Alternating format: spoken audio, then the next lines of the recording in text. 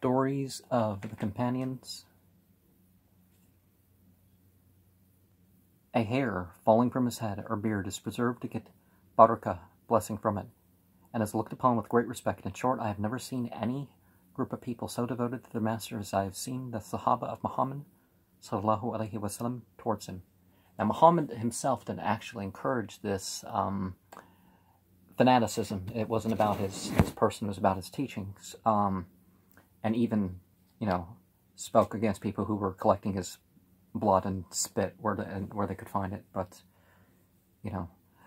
at long last, Uthman radiallahu anhu was commissioned by Rasulullah sallallahu alaihi wasallam to negotiate with the Quraysh, as he, in spite of his having embraced Islam, commanded respect with them.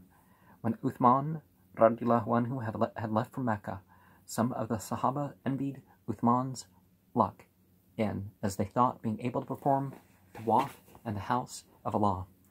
Rasulullah sallallahu alaihi wasallam, on the other hand, said, I do not think he will ever like to do tawaf without me. However, when Uthman radiallahu anhu entered Mecca, Aban ibn Sa'id took him in his protection and said to him, You roam where you like, nobody can touch you.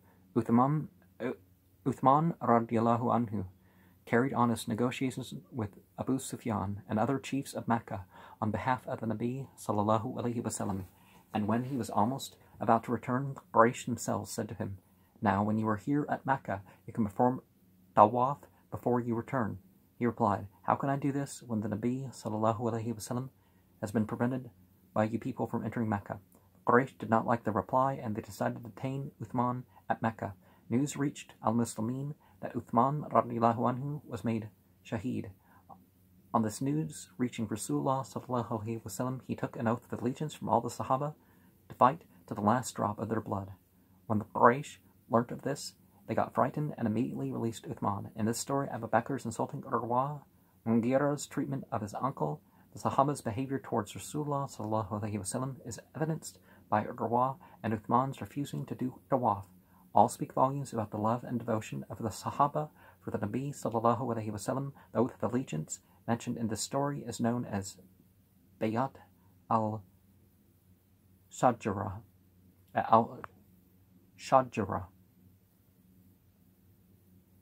The oath of allegiance beneath the tree, and is mentioned in Al-Quran in Surah 48, verse 18 and 10 specifically. And those verses are still repeated when people make oaths. E. Ibn Al Zubayr's disposal of blood. Once Rasulullah sallallahu alaihi wasallam was bled by cupping. The blood was given to Abdullah ibn Al Zubayr to bury it somewhere. He returned and told the Nabi sallallahu alaihi wasallam that the blood had been disposed of. Rasulullah sallallahu alaihi wasallam asked, What did you do with it? Ibn Al Zubayr said, I have swallowed it. Let's remember in the Quran that the consummation of blood is not permissible.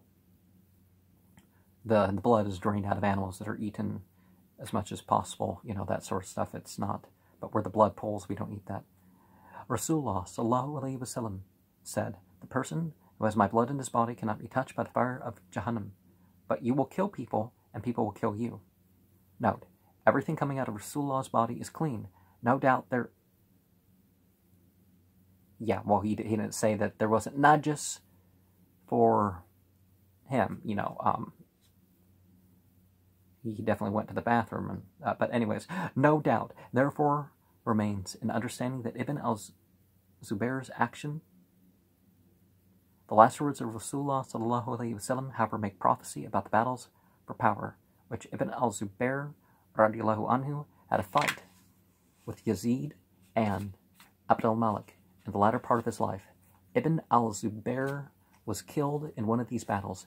Even at the time of Ibn Al Zubayr's birth, Rasulullah sallallahu alaihi wasallam had said that he was a sheep among the cloaked wolves. So, despite this action, it was known that he was, going to be one of the supreme individuals.